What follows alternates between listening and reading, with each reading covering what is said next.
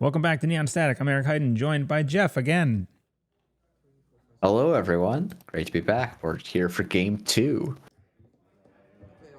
Got Bill on Hoshiko and Kevin on Sportsmetal. This is a slightly different Sportsmetal list. It's a little bit more like the 2019 style. It's a little more asset heavy and not doing any core damage.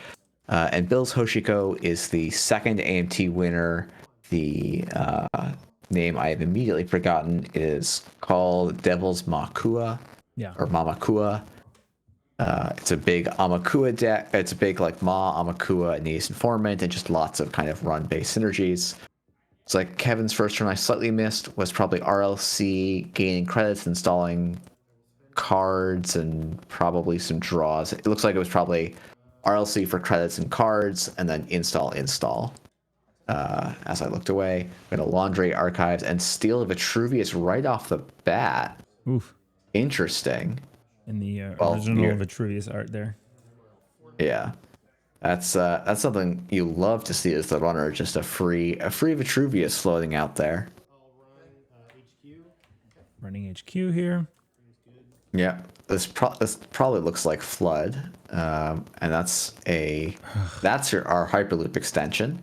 Yeah. So Corp gains 3 and is probably going to draw 2 cards there, unless they've got Rashida installed, in which case they might just take 2 more credits. There's credits, yeah.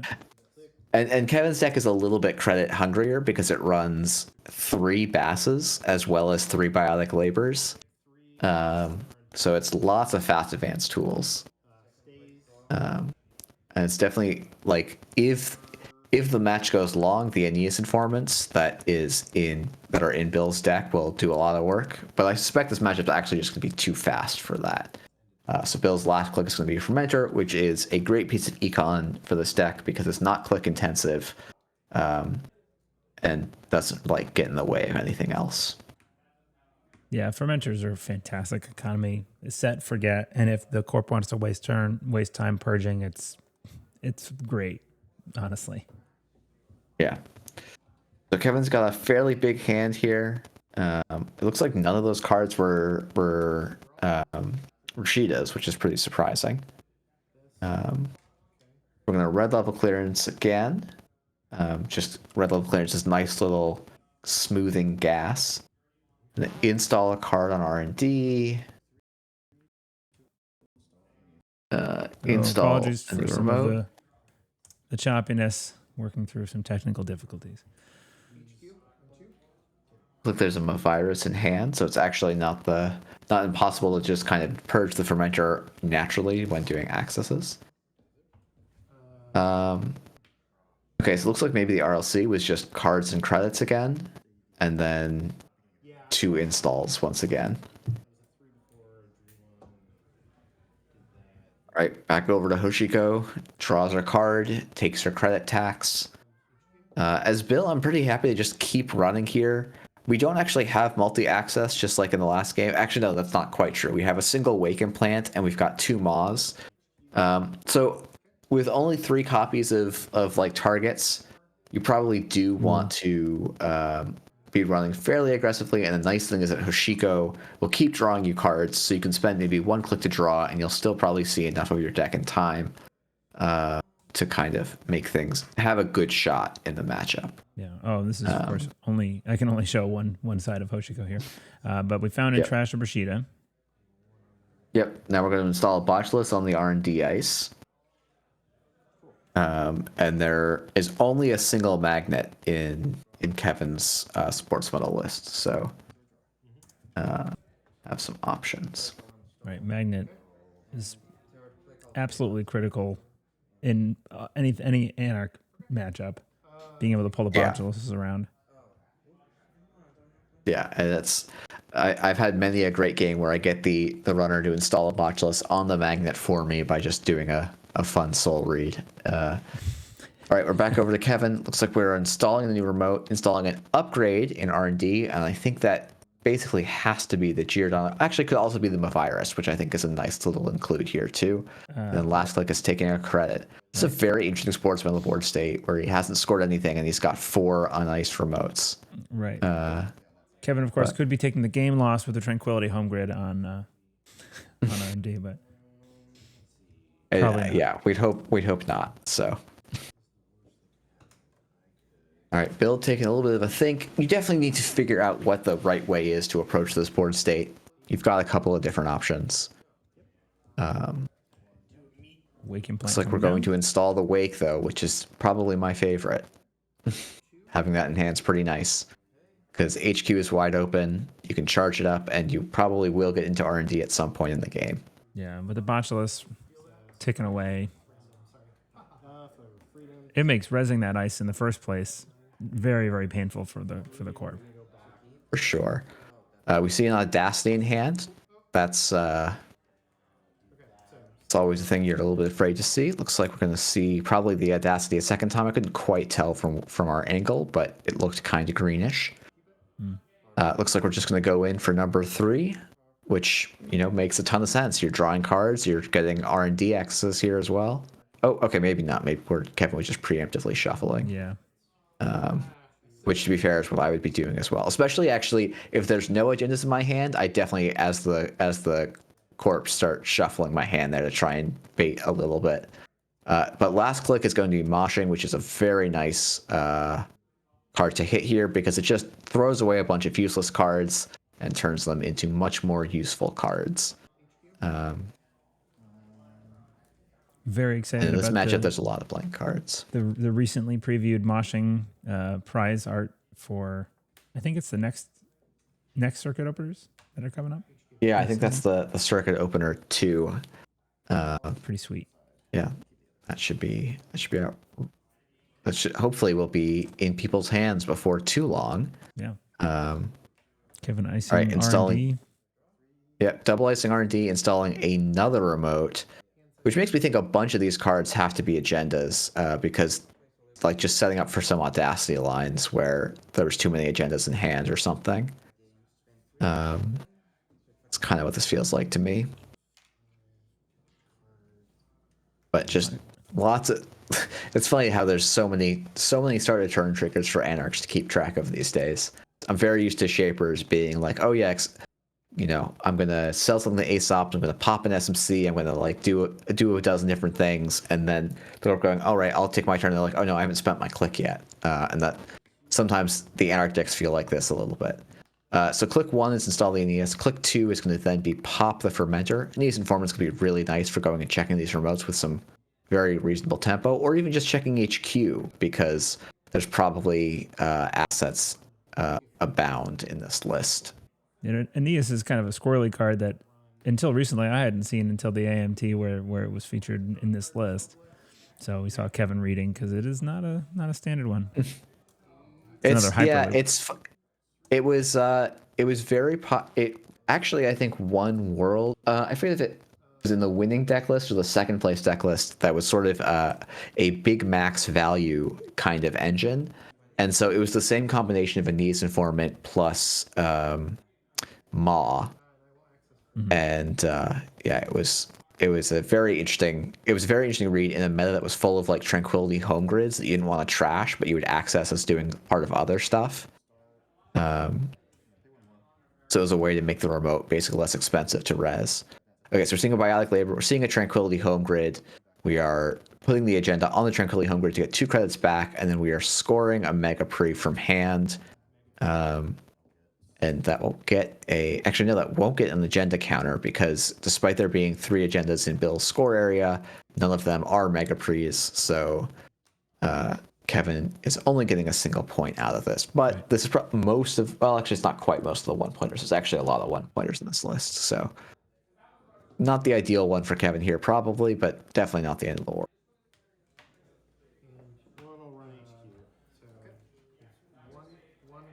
All right, click 1. We're going. Yep, makes a lot of sense. It charges up Amakua. It charges up Wake. It charges up potentially you might get credits off the Aeneas. Doesn't look like we did. Totally blocked. Looks like maybe missed the Amakua counter. Looks like tapping, they got it. Fantastic. Bill's meaty hand totally blocking our view there. What is that? That is a Steelskin Scarring. Oh, why did that look so hard? That was hard for me to look at upside down, sideways. Yeah. Okay, I see just get some more tempo. I'm definitely tempted to run R&D here, though I could also see saying, well, most of the ice I care about is 3 or maybe 4 strength, so we could run HQ 2 more times. Yes, it overcharges the Awaken plant, but that's not a huge deal. Yeah, you can just Okay. run RD twice. That's a Bass, I think. Yep, and I think you do kind of have to trash that. Having a, that's basically a biotic labor for a credit cheaper just sitting on the board. And so if you're allowed to interact with it, you probably should. You could see a world where you run it once, get the Amakua counter and the Aeneas Informant credit. So Yeah. it's kind of like a Desperado, and then you run back the second time to actually trash it. Right. It depends what Bill's going to do with his last click here. Yeah, Bill's eventually going to need to get into R&D for that multi-axis, probably, unless Kevin just keeps putting agendas out for him to find on the table. All right, second Aeneas installed, which you definitely don't mind, because now you can, for example, run that Tranquility home grid, make 2 credits and a Amakua counter. Yeah. So your next turn could even be run that 3 times and then run R&D. Not bad that they cost 0 to install, so that's pretty good. Indeed. So we're going to score an Elvigar. Looks like maybe, okay, we're going to get the Tranquility Grid trigger and the Elvigar trigger in there. Or the Sportsmetal and the Tranquility Home Grid trigger as well. So 2 points to 4. I think you're still reasonably happy as Bill here.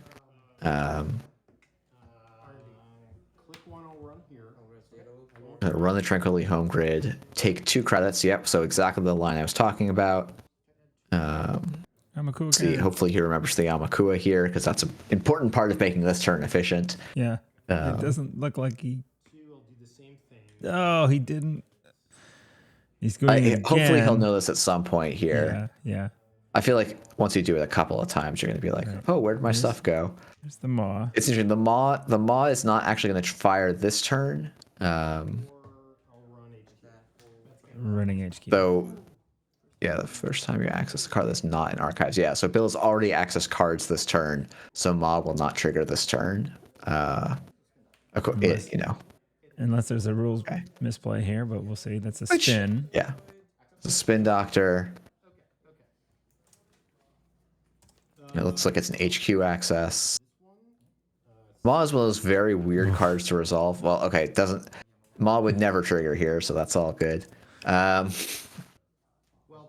is a weird card to access. For those of you who haven't played a lot of Standard that's had Maw in it, which is pretty infrequently, you access the card in HQ, but before it gets returned to HQ and randomized, you have to do the Maw trigger, so you have to randomly select a card from HQ, which can include the card you're currently accessing. If it's the card you're currently accessing, it gets trashed face up. Otherwise, it gets trashed face down. So this is like actually a card you basically are required to have a dice for, because there's not a good way to randomize it, unlike basically any other randomized selection in the game, I think. Yeah, besides remembering what that card you access was and put it back and shuffle it in and then take it back later. Yeah, except you can't, because once it becomes an unknown piece of information, you can't really prove whether or not it is or isn't. Okay, we're gonna ice HQ. I think that makes some sense. I think unfortunately the Maw Aeneas combo should be very good in this situation. Okay, so we're gonna ice up the Tranquility Home Grid as well. That's pretty necessary, and hopefully this card that's in the other remote is less relevant. Or it can be like popped like a Spin Doctor or something. Right. Another spin or something, yeah. Yeah, and then last click we're going to install in the Tranquility Home Grid and get 2 credits. So it looks like Bill is going to have completely missed the Amakua triggers, which is definitely unfortunate for him. It's funny because he's hit every other trigger, and there's been quite a few, but right. Netrunner is a complex game, and also, to be fair to all players here, it's fairly late in the evening, and I don't know if Bill has actually had any drinks, but there was a bartender on staff, so yeah, I think everyone had a couple of drinks. Yeah. And Hoshiko is, like you said, is a very trigger intensive deck with start of turn, flipping the ID, getting I guess there's not too many things going on. There's a handful. Uh, It's easy to miss. Yeah, I mean, hitting the botulus every turn as well. Like Yeah. that's honestly something that I usually give up once it hits 5 counters. I say, oh, it's either got infinitely many or none. Right. Yep. Another moshing. Okay. Yep. Did moshing away a steel skin, which is one of the best feelings in standard at the moment, because you get to draw 5 cards off of moshing, a card that has otherwise a little bit of like some real downsides, but. All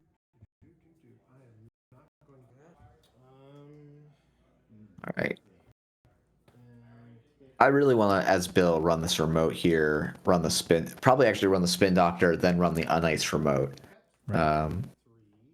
It looks like actually, I think this expose is nice if he's going to make it. Oh, I feel like that would be a really nice expose the outer ice on R&D there, just so you know where your Amakua needs to get to, unless you're calling that Islam virus on R&D, in which case you're a little sad. But we're getting games of credits expose, see an IP block.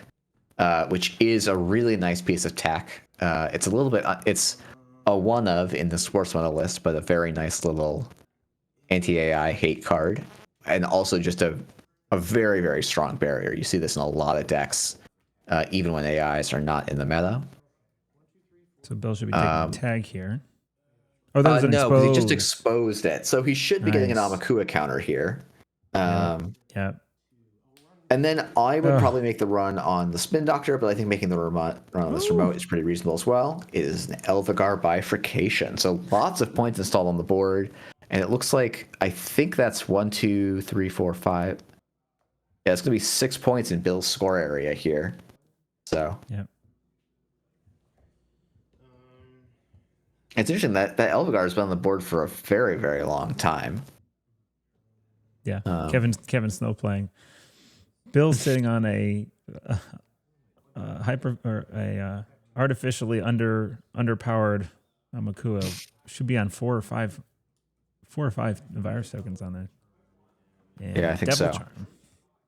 Devil Charm's a really nice little piece of tech, because it does actually mean that even if you get Mavirus, you can Devil Charm the ice you're encountering, and that way it goes to strength 0, and you'll still be able to break it with Amakua. It's like Devil Charm was released with a card called Chisel, and the idea was probably that you would play both of them, but Chisel is a pretty tough card to play, and it's generally just kind of not worth it over the more common card in Standard called Hippo, which is a premier piece of ice destruction. This is just funny to me because Bill's installing the Devil Charm to make up for the fact that he missed all of the Amakua counters here. I think it's an Ansel, right? That's a Hagen, I believe. Yeah, that's definitely a Hagen. So making the Hagen strength 0, breaking it for 2 credits. We're going to now, and we're going to see if this is a magnet. This would be an amazing magnet here. But it looks like it's not, given that Kevin's not rezzing. Maybe he is. It's a drafter. And then there's a Mavirus. Oh, right, because the Mavirus can purge, blanking everything, including the Botulus. So the drafter subroutines are going to fire.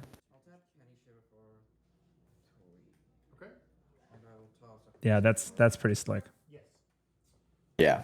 No, this is putting the Mavirus behind a piece of ice that you can plausibly defend is the best place to put the Mavirus when you're up against these sort of Amakua decks. Or Botulus even. When Kevin installed that second piece of ice, I almost commented that sometimes I'm often tempted to over install and trash the Botulus ice because it's more or less useless. You give the ice back, you give the Botulus, the Botulus back to the Anarch player at that point, and they can fetch it out of their heap. But he had a plan. It sounds like multi-access. That was Rashida, I think. And there's the game. There's the game. Yeah, it wouldn't have made a difference, obviously, in this game. I definitely would have attempted to put them a virus on the Tranquility home grid just to keep, like, you can just keep moving it around. But yeah, I mean, this looks like Kevin drew into a lot of agendas and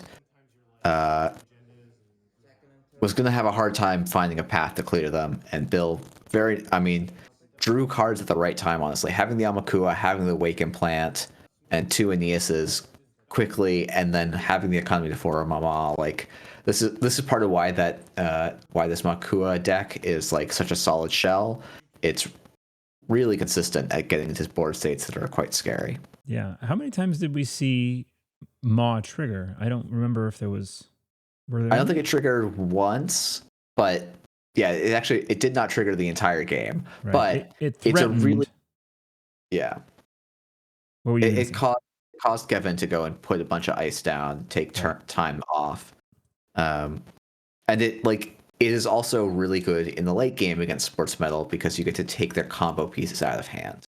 So yeah, Maw's a lot of fun. I've done some play with Maw and Alice. That's been just a good time. Not terribly consistent because of a 50 card deck, but that particular combo fills me with glee. So, all right. Well, thanks for watching round 2 of Mansionrunner videos, and I believe we have 2 more. And then after that, we have a whole bunch of videos, 10 rounds that we recorded, 10 games of single-sided Swiss from Jeff's standard CO that he hosted last weekend. Yeah, last weekend. And we're going to be working through those shortly. So, Jeff, thanks for joining me and helping me make these things happen. And yeah, thanks for having me on. If you liked the videos and enjoy this kind of stuff, let us know. Leave a comment, subscribe, do all that stuff. That's the YouTube things. And yeah, see you around.